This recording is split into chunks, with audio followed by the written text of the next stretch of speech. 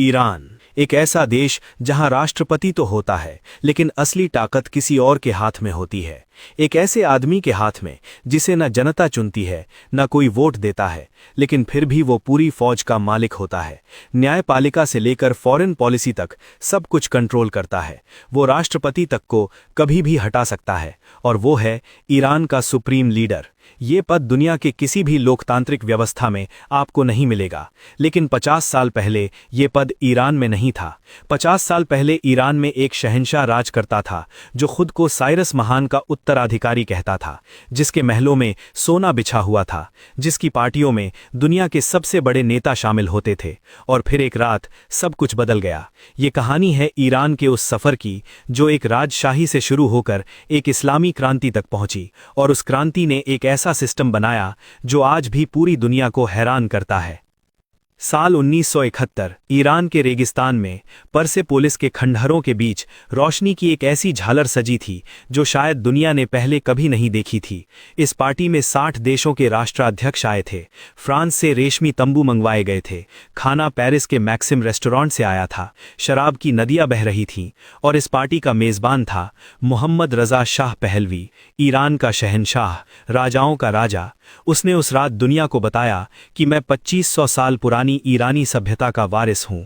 उस पार्टी का कुल खर्च था $30 करोड़, जबकि ईरान की आधी जनता गरीबी में जी रही थी। लेकिन शाह को इसकी कोई परवाह नहीं थी। उसके पास तेल था, अमेरिका की दोस्ती थी, और एक ऐसी खुफिया पुलिस थी, सावक, जो किसी को भी रात के अंधेरे में उठा ले जाती थी। ईरान में पहलवी वंश की शुरुआत हुई 1925 में। रज़ा खान पहलवी, जो एक फौजी अफसर था, उसने ईरान में तख्तापलट किया और खुद को शाह घोषित कर दिया। वो आधुनिकता का दीवाना था।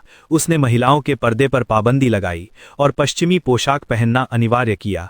मुल्लाओं की ताकत कम की, लेकिन 1941 में अंग्रेज़ों और रूसियों ने उसे जबरन हटा दिया, क्योंकि उन्हें शक था कि वो हिटलर से हाथ मिला रहा है, और उसकी जगह आया उसका बेटा मोहम्मद रज़ा शाह।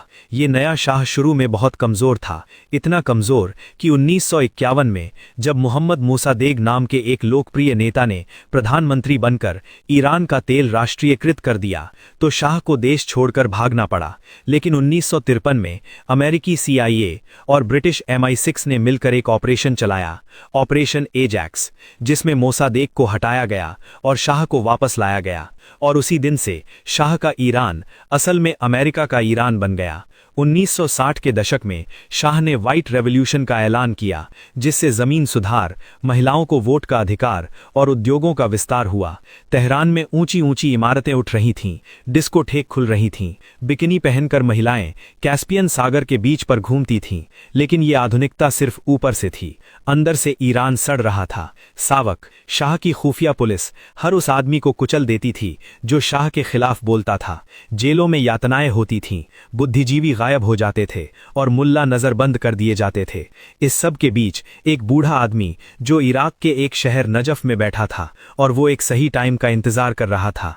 उसका नाम था रूहुल्लाह खुमैनी। ये वो आदमी था जिसने तूफान को अपनी मुट्ठी में बंद कर लिया। 1902 में एक छोटे से ईरानी कस्बे खुमैन में पैदा हुए थे रूहुल्लाह। इनके बाप की मौत बचपन में ही हो गई थी।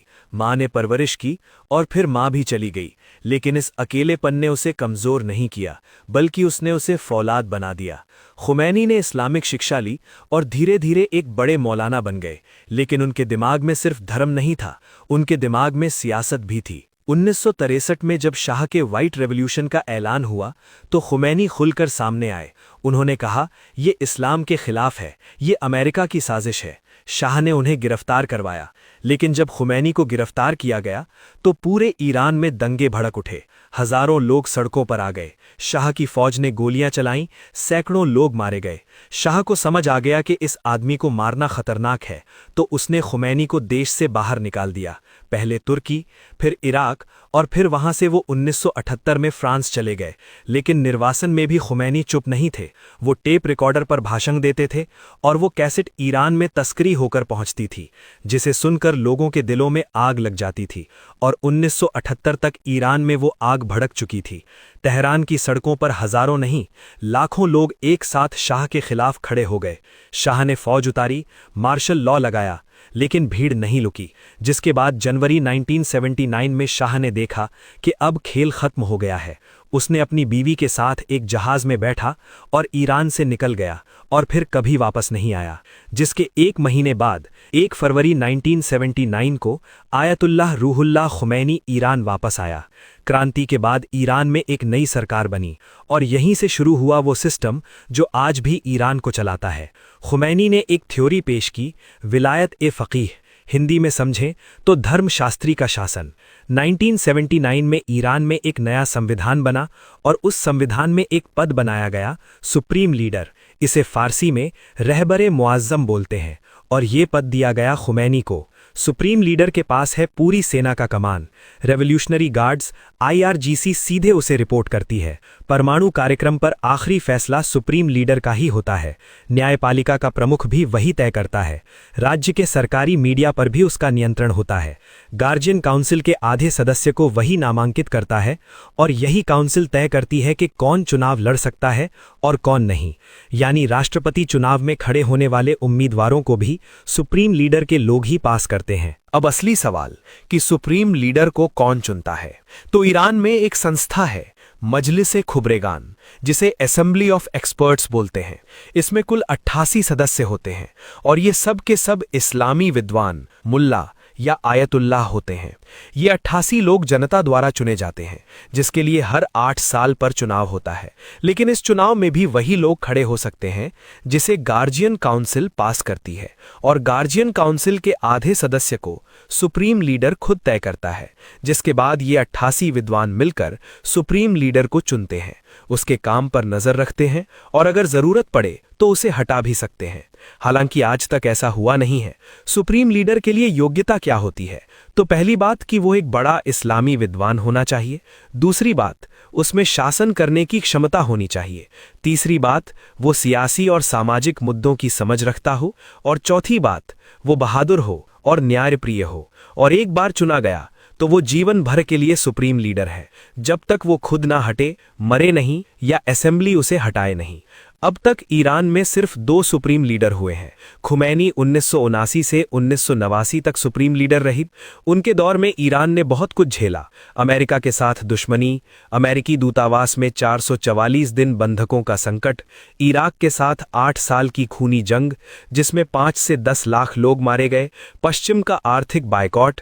लेकिन खुमैनी डिगे नहीं और जून 1989 में उनकी मौत हो गई, जिसके बाद असेंबली ऑफ एक्सपर्ट्स की बैठक हुई। उम्मीद थी कि ग्रैंड आयतुल्लाह मोंटाज़ेरी, जो खुमैनी के सबसे करीबी थे, वो सुप्रीम लीडर बनेंगे। लेकिन उन्होंने कुछ नीतियों की आलोचना की थी, इसलिए उन्हें बाहर कर दिया गया। और फिर एक नाम सामने आया जिसकी किसी ने उम्मीद नहीं की थी, अली खामेनेई।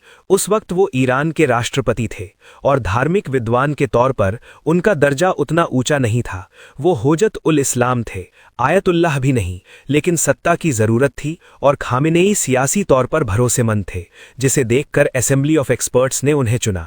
और फिर एक ऐसा काम हुआ जो इस्लामी दुनिया में बहुत विवादित था। खामेनेई को रातों रात आयतुल्लाह का खिताब दे दिया गया। धर्म और सियासत कैसे एक दूसरे के लिए झुक जाते हैं, इसकी इससे बेहतर मिसाल शायद नहीं मिलेगी। 1989 से 2026 तक अली खामेनेई ईरान के सुप्रीम लीडर रहे। खामेनेई का दौर आसान नहीं रहा। 1990 का दशक, आर्थिक तंगी, इराक जंग की तबाही से उभरना। 2000 का दशक, परमाणु कार्यक्रम, अमेरिका और यूरोप के साथ टकराव।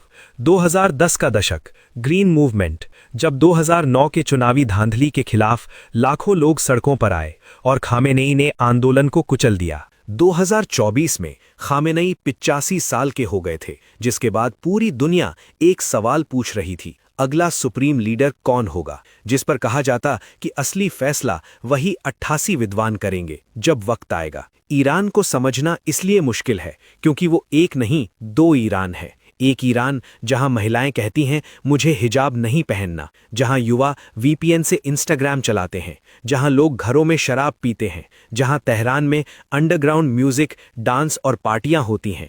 तो दूसरा ईरान जहां लाखों लोग हर साल करबला और मशहद की जियारत करते हैं, जहां इमाम हुसैन की शहादत पर पूरा देश रो पड़ता है, जहां लोग सच में मानते हैं कि ईरान की हिफाजत अल्लाह कर रहा है।